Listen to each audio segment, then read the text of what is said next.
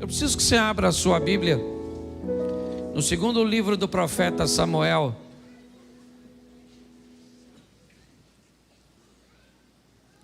Do capítulo de número 22. A partir do verso de número 17.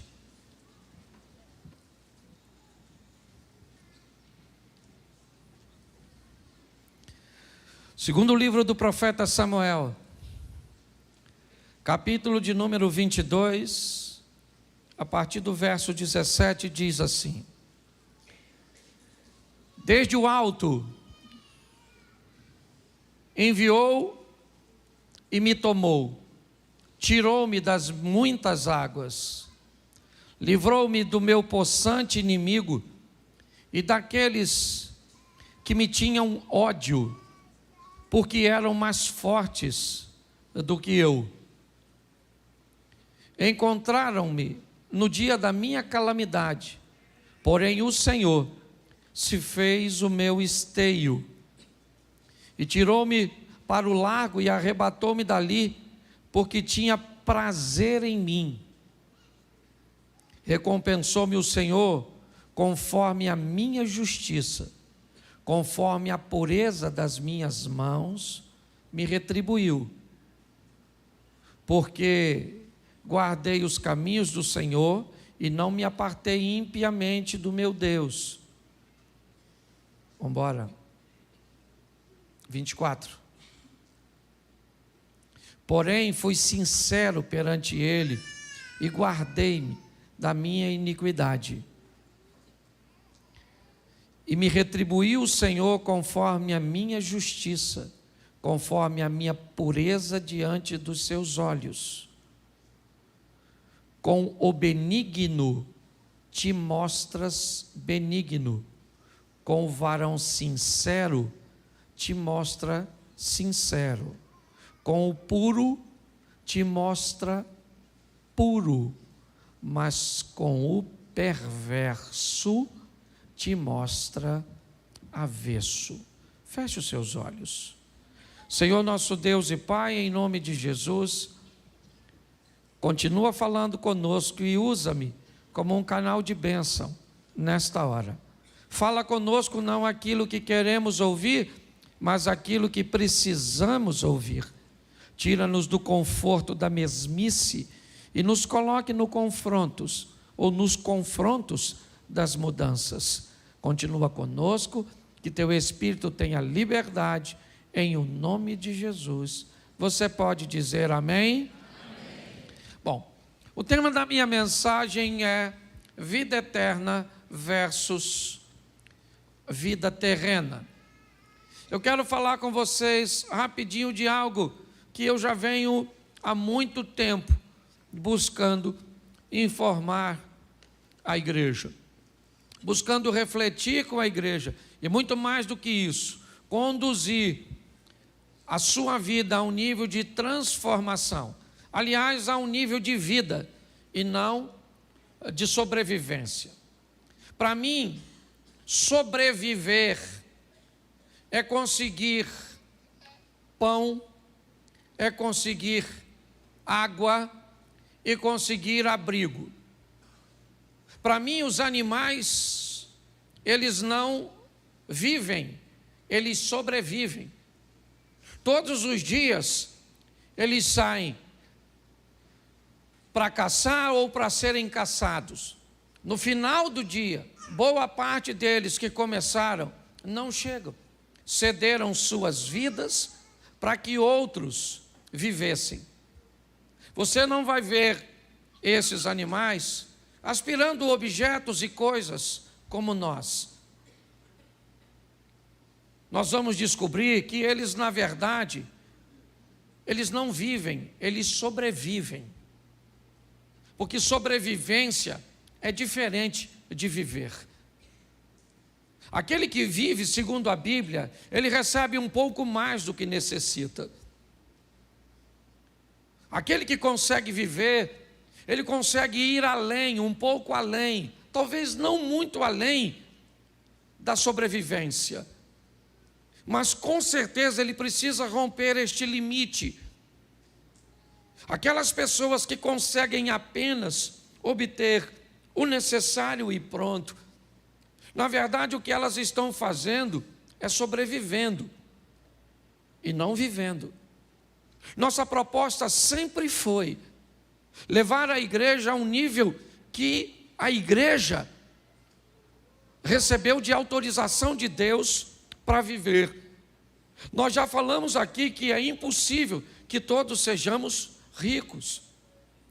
O sistema não funciona com uma riqueza generalizada. Não existe como isso acontecer, porque se todos forem ricos, nós não vamos ter as necessidades básicas atendidas. Quem é que vai plantar? Quem é que vai colher? Quem é que vai beneficiar? Quem é que vai oferecer os serviços básicos? Se você fura o pneu do seu carro, se você precisa de um conserto elétrico, a vida ela é de interdependência. Pessoas dependem do seu dinheiro e você depende dos serviços dessa pessoa. Então não tem como nós colocarmos todos no mesmo nível social. Não existe isso. Lugar nenhum funciona desse jeito. Mas também nós vemos a Bíblia dizer que nunca vi um justo desamparado, um servo do Senhor mendigar o pão. Preste atenção, porque a Bíblia faz uma proposta para todos nós, de termos um nível de vida que vai além da sobrevivência. Mas aí vem a minha pergunta: o que é mais difícil, ir para o céu ou viver na terra? Você consegue me responder isso de forma rápida? O que é mais difícil, gente? Ir para o céu ou viver na terra? O que é mais difícil? Ir para o... uma pergunta que me parece estar bem equivocada.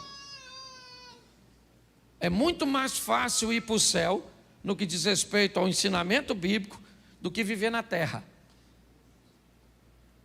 Qual é o grande problema da vida aqui? É que me parece que diante de nós está um espelho. E o que ele faz? Reflete tudo aquilo que nós fazemos. Tudo aquilo que nós fazemos provavelmente vai virar ou vai voltar para nós de alguma forma. Só que nós não temos testemunhas ao nosso lado o tempo inteiro, observando aquilo que fizemos e fazemos, quer de forma explícita ou implícita. Mas a verdade é que o texto que nós lemos, e eu já vou mostrar ele para vocês, fala de um camarada que não tinha problema com os céus. Você não vai ver Davi, tudo bem que nós estamos no Velho Testamento, mas você vê que Davi teve muitos altos e baixos. Mas chegou um momento que ele entendeu o que acontecia com ele. E esse texto que lemos faz parte disso. Por quê? Porque quer no casamento, na criação de filhos, quer nas nossas questões financeiras, quer nos nossos estudos, quer em todos os ambientes, na maioria das vezes, parece que tem alguém atrapalhando a nossa vida. Parece que tem alguém criando uma confusão na nossa vida. Eu não sei se você já parou, basta você conversar com as pessoas, que há sempre um culpado para que aquilo esteja acontecendo. E pior, elas acham muito mais difícil chegar no céu. Mas segundo a Bíblia, chegar no céu é muito fácil. Primeiro, você vai receber algo que você não merece, porque Ele é misericordioso. Então, se você está buscando merecimento para entrar no céu, você está perdido. Não vai entrar nunca. Porque melhor que você seja, você nunca vai merecer. A minha pergunta é: um Deus que quer nos salvar, criaria um sistema tão difícil de ser alcançado? Não. Por que é que pessoas então nos oprimem tanto, buscando fazer com que creiamos que não temos direito a entrar no céu? Talvez seja uma boa pergunta. Por que é que pessoas dificultam tanto, estabelecendo condições que a Bíblia nunca falou que era necessária para entrar no reino de Deus? Então, primeiro eu preciso mostrar a você que entrar no céu é fácil. Difícil é viver na terra. Poxa, pastor, nunca pensei nisso, mas eu queria que você fosse pensando hoje. Aliás, não fosse pensando, fosse pesquisando o que eu vou te falar. Porque pode ser que para você eu esteja falando um montão de besteira, então eu quero que você pesquise. Certa vez, um carcereiro está tentando tirar a sua própria vida. E quando ele está tentando tirar a sua própria vida, ele conversa com Paulo e Silas e diz para ele: o que eu tenho que fazer para entrar no reino de Deus? O que eles respondem? Sabe o que é? Crê no Senhor Jesus e será salvo tu e a tua. Todo aquele que crê e for batizado será, mas aquele que não crê já está, ele não vai, ele já está condenado. É o que diz o texto. Então preste atenção como é que é fácil entrar no céu. É só acreditar. Confessar com sua boca que Jesus Cristo é o... Quem já fez isso? Então está no céu. Pastor, é simples assim? É. Entrar no céu é simples, mas não tem que fazer, não tem que acreditar. E morrer acreditando. Qual é o grande problema? É a morte súbita, aquela que você não está esperando. Que aí tem. Porque eu não consigo acreditar que todos aqueles que têm Jesus e que já reconheceram, se morrer devagar, vai para o inferno. Eu não acredito. Porque dá tempo. Eu não, Senhor Jesus, sou meu Pai. Perdoa meus pecados, estou morrendo. Mas se não der tempo, você está atravessando a rua, atropelou. Ô, mãe, não... Pô, eu queria uns 5 minutos, sim, só para meter a última conversa. Pastor, como é que eu sei? Eu aprendi uma coisa, o salvo, ele tem sintoma. Assim como o perdido também tem. Ninguém precisa falar com a gente que está salvo ou perdido. Você dá aquela olhada se o indivíduo já está no trilho. Entendeu? Se chamar a senha 326, era tu. Tu foi. Você está rindo, mas é sério. A Bíblia diz: se conhece a árvore pelos seus? Pelos seus? Bom, Deus não pede de nós perfeição, Ele pede de nós aperfeiçoamento. Qualquer um pode dizer eu estou salvo, mas você não pode dizer que o outro está perdido. Você tem o direito de dizer eu estou salvo em Cristo, mas fulano está perdido. Não pode. Você não tem o direito de dizer que ninguém... Você pode dizer que ele parece. Ó, fulano parece que vai se lascar. Beleza. Pelo comportamento dele. É a grande verdade. Mas eu aprendi uma coisa. Quando eu entrei na igreja, eu tomava um birinade. Lembra disso, Jane? Essa era a minha comparsa. Tomávamos grau, gostava de tomar. Aliás, eu parei de beber, hoje não gosto de nada de bebida, porque minha família toda tem problema no DNA da família. Não, a quantidade, você sabe, conhece? Não, você conhece minha família. É só você falar de um pecador que ele já fica... Mas sabe, perdi uns 3 ou 4 primos, tios, certo? 2 irmãos, por causa da... Então eu não gosto, esse negócio de bebida não gosto. Mas quando eu me converti, eu tomava uns negócios assim ainda. Às vezes ficava meio alto, assim. Crente em Cristo Jesus, louvado seja Deus. Eu falava palavrão, você falava também? Não, que ninguém falava. Isso aqui eu acho que eu vim pregar no céu, na verdade. Deixa eu ver se eu morri. Eu acho que... Não, eu tinha um montão de coisas que eu não consegui me libertar. simultaneamente ou instantaneamente. Aceitei Jesus, alguém falou, agora você é santo. Fui para casa caçar o santo. Achei na fotinha, no crucifixo, mas estava ruim de achar em mim. E até hoje eu ainda procurando. Não com tanta diligência quanto antes. Eu aprendi que a cada dia que passa, você pode se tornar uma versão melhor de você mesmo. Onde o pecado vai dando lugar ao poder de Deus. Onde você vai destruindo o velho homem gradativamente. Mas você vai conseguir destruir tudo, sim ou não? Não, o apóstolo Paulo tentou. Estou com uns pins na carne, o que Deus disse, Paulinho, a minha graça te basta.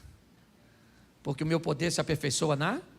Então ninguém nunca vai ser perfeito. Então pare de achar que você vai ser perfeito. Agora também você não pode ser nó cego demais. Porque senão quer dizer que você está perto do chifrudo. Você olha para a pessoa e diz, nossa, essa pessoa é uma pessoa mansa. 364 dias do ano. Um dia ela estourou. Ah, vou matar todo mundo! Deixou de ser crente? Não, só mostrou que não é perfeito. Entendeu? Lá uma vez ou outra você tem uma vontadezinha esquisita. O bom de estar aqui é que eu olho para todo mundo. Eu vejo quem tira o olho de mim, eu vejo quem ri, eu vejo quem cutuca o outro. Aí, ó. Certo? Aqui nós vamos descobrir os pecadores. Não é? Um negócio legal, porque você é gente. E se você achar que não pode sentir isso, o que você precisa entender é que você tem que ter domínio sobre isso. Então você tem que ter vontade. Mas não. Entendeu? Queria esganar. Morde a língua. Depois fala com Deus, Senhor. O Senhor sabe que eu, em pensamento, matei, esquartejei, enterrei. O Senhor sabe até onde que eu fiz aqui. Certo? Porque você é gente. Hoje eu vejo pessoas buscando uma santidade utópica, inexistente. Um relacionamento com Deus que não existe. Um dia vai existir, porque quando vier o que é perfeito, então o que é em parte vai ser aniquilado. E você vai receber um novo corpo, um novo nome. Amém? E aí você vai estar com ele em glória. Aí é beleza. Mas enquanto estiver aqui, meu filho, você tem que entender. Então eu aprendi uma coisa na minha vida. Que fé e temor a Deus me leva para o céu, mas não me dá uma vida boa aqui na terra. Vida boa aqui na terra, eu preciso, vida boa de verdade, ok? Então estou falando boa de verdade, está em viver dentro dos princípios e valores de Deus. E um deles, porque não dá para falar de muitos, é a lei da semeadura. Me entenda bem, quem vive bem aqui na terra, obedecendo valores e princípios, que estão na Bíblia e algumas pessoas sequer são capazes de notar, porque muitas vezes parece que não está na Bíblia, ou a Bíblia não te ensina a buscar fazer tudo o que você for fazer da melhor maneira possível. Como é que se faz algo da melhor maneira possível? Obtendo o máximo de conhecimento possível em torno daquilo que vai ser executado. E como é que se reúne o máximo possível de informação daquilo que precisa ser executado? Estudando, adquirindo informação, conhecimento, ferramentas. A Bíblia diz isso. Porém, quando você vê alguém que não frequenta a igreja, mas que buscou o máximo de informação daquilo que vai executar, executa aquilo com maestria, é alguém que aprendeu a fazer aquilo que veio à sua mão da melhor maneira possível, tem sucesso. Mas não faz sentido, porque o cara está num ambiente idólatra. E eu estou num ambiente religioso, crendo no Deus Todo-Poderoso e com fé em Cristo. Isso vai fazer você ir para o céu, não viver bem aqui na terra. Isso também não significa que esse que cumpriu os princípios sem fé vai para o céu. São duas coisas distintas. Aliás, a Bíblia sempre fez essa distinção: vida terrena, vida eterna. Você vê que o salmista tem uma crise muito grande quando ele olha para um ímpio prosperando. O que nós temos que entender é a maturidade, ou ter a maturidade para entender que os princípios e valores, quando são obedecidos, me traz uma prosperidade terrena. Que a fé e o temor a Deus me levam para o céu. E se eu quero viver o que a Bíblia me oferece como proposta, eu tenho que unir as duas coisas. Viver uma vida excelente aqui na terra e depois ir para o céu. O salmista, aqui Davi, mas não no Salmo, no livro do profeta Samuel, eu quero só voltar lá e ler, e eu vou terminar com vocês. Bota o 17 de novo. É isso, começamos? Não, foi no 18. Isso. Preste atenção no que ele está dizendo. Livrou-me do meu possante inimigo e daqueles que me tinham ódio, porque eram mais fortes do que eu. Preste atenção, deixa aí só um minutinho. Davi enfrentou muitos inimigos, sim ou não? E muitos desses inimigos ele enfrentou porque era valente, porque tinha gente valente do seu lado, porque tinha armas necessárias e estratégia necessária, sim ou não? Então ele não precisava de Deus.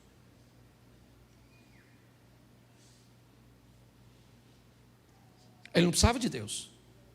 No que diz respeito a resolver problemas que ele pode resolver, ele resolvia. E era bom nisso. Ele não tinha problema com isso.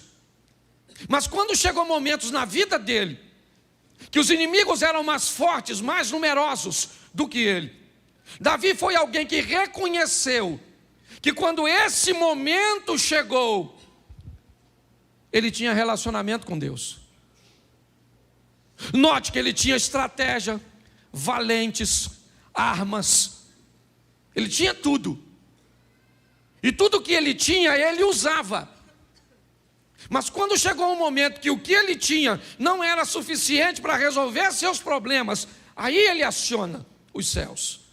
E aí ele diz, o Senhor, livrou-me do possante inimigo e daqueles que me tinham ódio, porque além de serem mais fortes do que eu, olha o que diz o 19, encontraram-me no dia da minha calamidade. Preste atenção, o que Davi está dizendo: se eu tenho estratégia, meu inimigo também tem. Buscou um momento em que estava mais fragilizado meu casamento, em que minhas finanças estavam frágeis e que eu não estava bem. Ele buscou uma ocasião contra mim, onde a minha possibilidade de me defender não eram das melhores.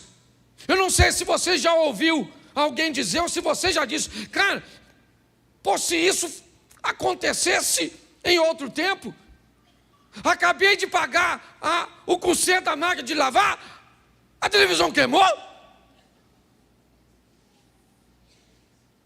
Pô, acabei de enfrentar esse tipo de problema, agora vem esse. O que Davi está descrevendo é isso. É alguém que aprendeu a mesclar esses dois estilos de vida. Dava para ele resolver? Resolvia. Não dava para resolver? Deus entra com providência. Por quê? Porque Davi diz, quando eles me atacaram, buscaram o dia da minha calamidade, porém o Senhor se fez a minha coluna. Bota aí o verso seguinte. Tirou-me para o largo e arrebatou-me dali, porque tinha o quê? Tinha o quê? Isso, Davi está dizendo, Deus tem prazer em mim. À toa? Não. Deus não tem prazer nesse cara à toa. Por favor, nunca leia um texto e coloque ele na sua vida. Eu já cansei de ver pessoas pegar o texto de Filipenses e dizer que o Senhor te retribua segundo as suas riquezas em glória por Cristo Jesus. Como se o texto de Filipenses fosse escrito para nós. Ô gente, pelo amor de Deus, o texto de Filipenses foi escrito por Paulo para quem?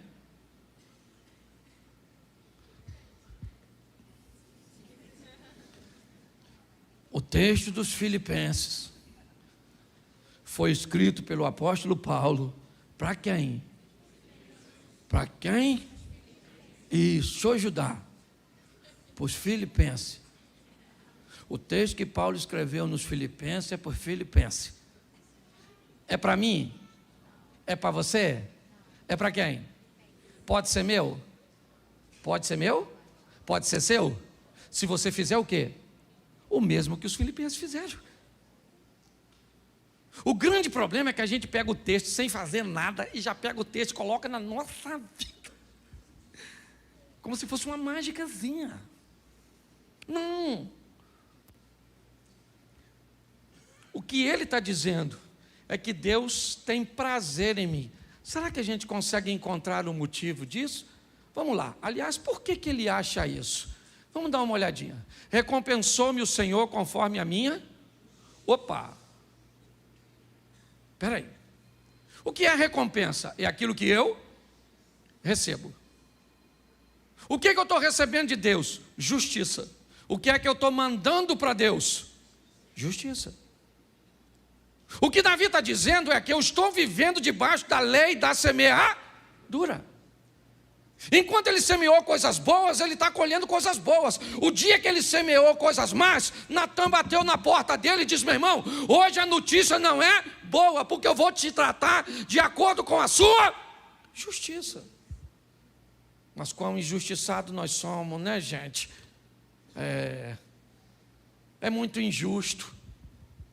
A vida é muito injusta para você, porque você trata o seu marido da melhor maneira possível e ele não é bom para você. Você trata a sua esposa da melhor maneira possível. Você trata a sua vida profissional da melhor maneira possível e ela te retribui de forma ruim. Você trata seus estudos da melhor maneira possível, mas as notas nunca são boas. Você trata seu corpo de qualquer maneira e a saúde você sempre espera que seja boa. Preste atenção no que Davi está dizendo.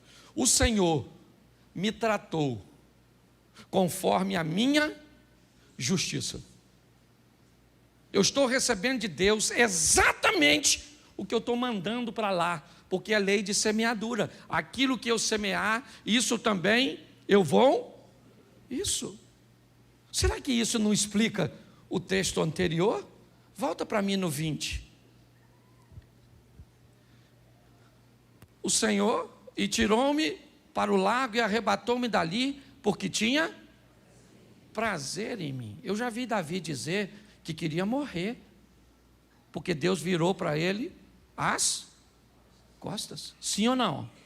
Mas ele está dizendo que Deus tinha prazer nele. Mas naquela ocasião ele disse que Deus virou as costas para ele. O que Davi aprendeu a duras penas é que na verdade Deus tratava ele de acordo com como ele se tratava. Fora as crises e as dificuldades dos ensinamentos, que elas também existem, mas são pontuais. Elas não são regras contínuas. Quando nós olhamos para isso, volta para o 21, o que ele está dizendo, o Senhor, recompensou-me o Senhor conforme a pureza das minhas, Ele me retribuiu. Davi só está dizendo isso, gente. Eu não estou recebendo da vida nada mais, nada menos que eu não esteja mandando para ela. Nós queremos da vida o mesmo que a vida quer de nós. Decisões assertivas. A vida não age. Não há possibilidade na vida em agir. A vida só reage. Todas as vezes, isso é lei da física, toda ação causa uma reação. O grande problema é o que nós estamos fazendo. Ele está dizendo coisas boas a respeito de Deus. O Senhor me escolheu, o Senhor me defendeu, mas está bom, então por que não me defende? Então por que Deus não entra com providência a meu respeito? Eu tenho que pregar o Evangelho e a palavra de Deus direito. O que ele está dizendo ali é o seguinte: recompensou-me o Senhor conforme a minha justiça. Mas pastor, não é favor imerecido?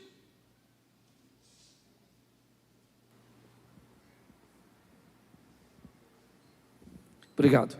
Não é favor imerecido. Favor imerecido é para entrar no céu, não é para viver na terra. Não vem com essa história de que Deus é obrigado a corrigir seus erros. Pelo amor de Deus, Ele não tem obrigação nenhuma. Pode até fazer isso de forma pontual, por sua misericórdia. Mas o que Ele criou foi: plantou, colheu. Plantou, colheu. Coisas boas ou ruins. E diga-se de passagem, ninguém planta para colher na mesma proporção. Quer para o bem, quer para o mal. Por isso que na hora de retornar, retorna muito mais pesado, se o plantio for negativo. Davi está descrevendo isso. Como Deus está me tratando? Como eu me trato. Se eu mando para a vida justiça, a vida me devolve justiça. Se eu mando para a vida pureza, ela me devolve pureza. Não vem com essa história que não é assim com você. Pelo amor de Deus. Não vem com essa história. Porque a Bíblia, ela é correta. Se você em algum momento já viveu injustiça, a Bíblia também ensina isso. Mas chama você de bem-aventurado quando você for perseguido, injustiçado por amor ao nome dele. Agora, se você é perseguido ou injustiçado por suas decisões, pare de dizer que Deus vai punir as pessoas que estão te perseguindo. Porque a Bíblia também diz que elas têm que perseguir. Quando Davi está sendo apedrejado, seus soldados estão querendo matar o apedrejador. E ele diz: opa, ninguém bota a mão no cara. Deixa o cara. Mas ele está atacando pedra, falando besteira. Não interessa. É meu tempo de ser apedrejado, porque ele tem razão. Esses dias eu estava conversando com Mary falou assim: Cláudio, estão falando horrores a nosso respeito. Eu fiz uma pergunta para ela: é verdade ou mentira o que estão falando? Porque se estão falando horrores a meu respeito e é verdade, eu tenho que corrigir minha postura. Se estão falando horrores a meu respeito e é mentira, é a única maneira que eles têm de falar mal a meu respeito, mentindo. Não é porque você vive muito bem e faz tudo certo que as pessoas só vão falar de você a verdade. Mas por favor, seja tão honesto com a vida e com você, que a única maneira cuja qual as pessoas vão ter de falar mal a seu respeito é mentindo. É um bom estilo de vida. Davi, ele está reconhecendo isso. Prossiga. Vamos lá, bota o 22 para a gente adiantar. Porque guardei os caminhos do Senhor e não me apartei impiamente do meu Deus. Vamos lá. Coloca aí o próximo. Me ajuda aí, irmão. Não, 24. Ah, não, perdão. Eu que? Tá joia. Porque todos os seus juízes estavam diante de... Isso aqui eu gosto também. E dos seus estatutos não? Não? Davi está dizendo que todos os juízes estavam diante onde? Olhando para a vida dele? Sim ou não? Não, todos os juízes dele estavam onde? Você não precisa de ninguém para te condenar. Você já esconde por quê? Porque o juiz diz para esconder. Então quando você vai ver, você vai ver. Você responde e apaga. Você vê escondido. Tem uma senha criptografada. Certo? Esse dia eu vi um post que eu achei o maior barato. Um cara simbolizando a morte para o outro na rua e diz: aí, amigo, você deixou seu telefone em casa aberto. Sua mulher viu tudo. Quer ir para casa ou quer ir comigo, já para adiantar? Você está rindo, mas é sério. Os juízes estão aqui, sim ou não? Sim ou não? Está aqui, ó. Bem aqui. Quando você vai fazer, tem alguém dentro de tu que fala.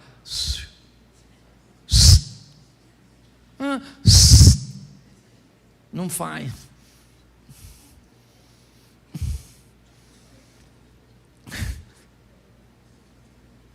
Não faz.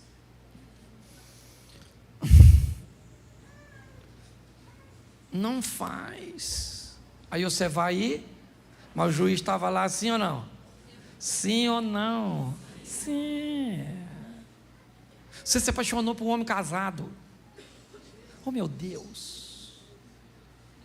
Mas todo tipo de amor é válido. Claro que é. Entra nessa. O chifrudo também ama. O Satanás, vai lá. Você está rindo, mas é sério. Davi está dizendo, os juízes estavam diante de mim e de seus estatutos não, todo mundo que vai pecar, peca sabendo, sim ou não? Sim ou não? Sim. Isso. Dá quase um comboio para o inferno. Certo? Vamos lá, porque eu não posso demorar muito, já estou quase acabando. Aliás, o tempo já estourou. Coloca, porém, fui sincero perante. Isso. Repita comigo: quem fala de fraqueza, não fala de fracasso. Pensa num troço que a fraqueza odeia. Sabe o que é? Compartilhamento.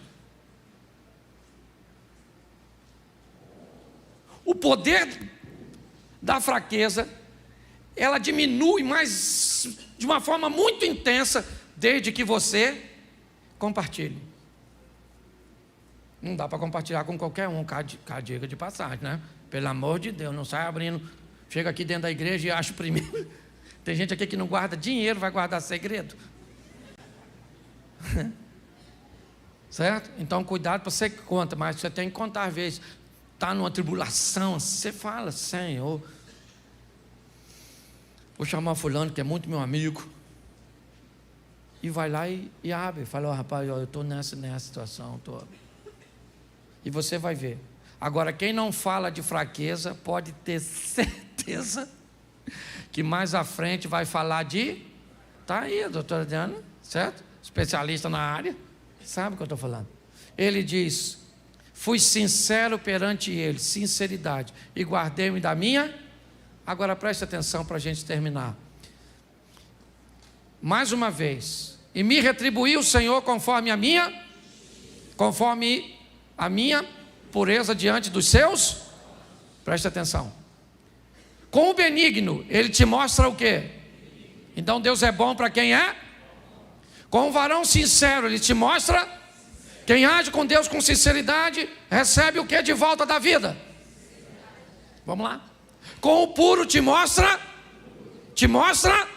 mas com o perverso, opa,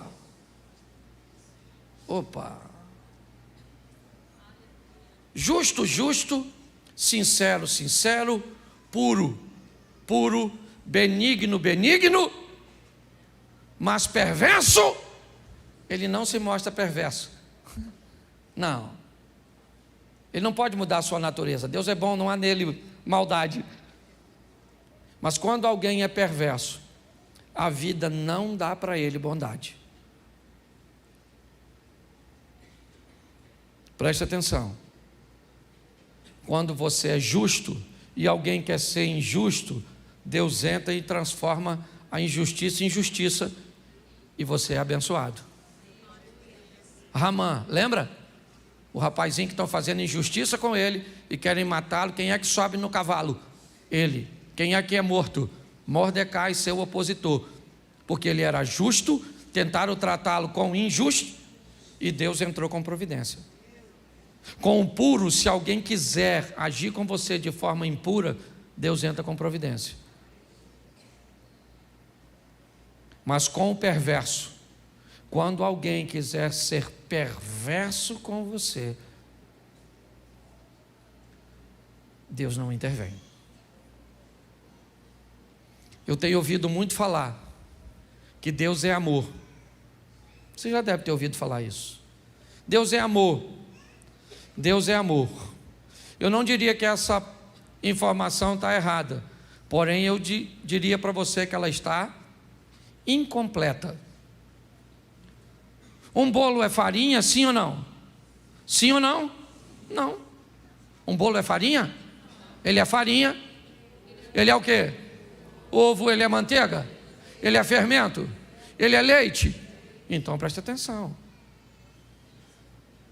Quando alguém diz Deus é amor e qualquer tipo de amor vale, eu estou dizendo que Ele é só amor, mas não é justiça. Eu mostrei para vocês hoje aqui que a vida está te devolvendo o que você está dando para ela. E se você acha que é injusto, vai conversar com Ele e pergunta se é injusto ou será que os juízes e os estatutos já não depõem contra você. Nossa proposta é melhorar a sua vida, é fazer com que você saia daqui com uma vida muito melhor. Fazendo o quê? Obedecendo a Deus. Não, o que eu quero é ir para o céu. Então viva de qualquer maneira, com fé em Cristo. E você morre e vai para lá. Agora, não reclame de ter uma vida ruim aqui. Pare de olhar a vida dos outros. Eu falo sempre isso. Gente, ela está aqui, me acompanha, meu filho deve estar aí, minha nora está aqui. Mas ela lida comigo o quê? Quantos anos? 10 anos. Quando você viu desgraça na minha vida, me viu em dor, me viu isso, me viu aquilo, endividado, mais de 90% dos problemas que eu resolvo são dos outros, não são meus. Eu não tenho problema, é lógico que tenho, mas pode ter certeza que os meus são bem pequenos, mas eu tenho. E por que não são grandes? Primeiro, porque eu não deixo crescer. E segundo, por que já não chegam aqui grandes? Porque eu tenho um sistema de prevenção para que isso não aconteça. Por favor. Às vezes eu olho para a igreja e digo: Senhor, dê para ela aquilo que o Senhor tem me dado. Me dê condições de compartilhar com meus irmãos. Um casamento que não é perfeito, mas é legal. Uma família que não é perfeita, mas é legal. Uma situação financeira que não é abundante, mas é legal. Amigos que não são perfeitos, mas são legais. Uma saúde que não é perfeita, mas é legal. Me dói quando eu vejo pessoas sofrendo de uma forma contínua. Pegue esses estatutos e esses princípios, e principalmente o da lei da semeadura, e trate sua vida de forma diferente, sem desculpas, sem. Feche seus olhos agora. Pai, em nome de Jesus, ninguém mais que o Senhor quer nos ver vencendo, quer nos ver felizes. Ninguém mais que o Senhor tem trabalhado o tempo inteiro para que isso aconteça, nos dando informações cujas quais tragam o teu poder para perto de nós. Quando mandamos justiça, se alguém tentar ser injusto, o Senhor entra com providência. Quando mandamos bondade e misericórdia, se alguém ousar e tentar, o Senhor entra com providência. O Senhor é aquele que entra na fornalha, na cova dos leões, que abre o mar, rio, que entra na prisão, que traz um terremoto. Mas o Senhor também é aquele que permite que os leões devorem antes mesmo de tocarem o solo. O Senhor também é capaz de fazer com que o fogo que não matou uns consuma outros. A água que não afogou um afogue outros. O fogo que consumiu aqueles homens cujo Elias profetizou. Pai, em nome de Jesus, temos o tempo inteiro informações que sempre vai existir dois grupos, e nós queremos estar ao lado daqueles que agem com justiça, com benignidade, com pureza. Abençoa a tua igreja, Pai. Abençoa o teu povo, nos dando muito mais do que sobrevivência, mas nos dando vida. Leva o teu povo guardado por tuas mãos poderosas.